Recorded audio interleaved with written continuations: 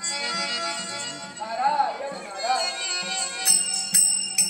काय झालं?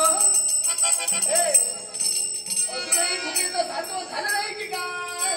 अशी कोणती जादू तुझ्या स्वरात तू शब्द उच्चारलायस आणि माझा क्रोध शांत झाला. सर्वांगी एक वेगळं चैतन्य भासू लागले. कोण आहेस तू? नाव काय तुझं? नाव माझं नाराज. नाराज त्रैलोक्यात माझी भ्रमंती. गरजवंतांना गरजेच्या वेळी मदत करणं हे माझं कर्तव्य आणि मी मदत करतो सुद्धा. त्याचबरोबर भूत भविष्य आणि वर्तमान या तीनही काळांचं ज्ञान या नावाला. भूत भविष्य वर्तमान या त्रैकाळाचं ज्ञान सारांची तू भविष्य सांगू शकतो. तू घडवू शकतो. मग सांग मी कोण?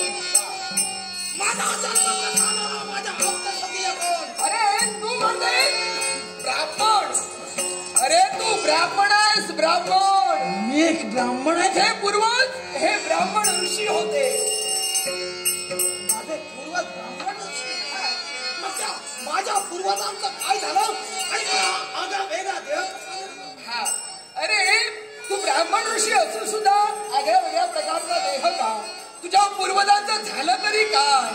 अरे तुझे पूर्वज ब्राह्मण ऋषी शंभू महादेवांचे निस्सीम भक्त.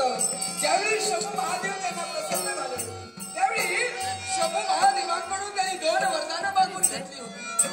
पहिलं वरदान म्हणजे वाघाप्रमाणे पाय कापणे आणि दुसरं म्हणजे पक्षांप्रमाणे पंख मागून घेतले. कशासाठी? तर पदयात्रा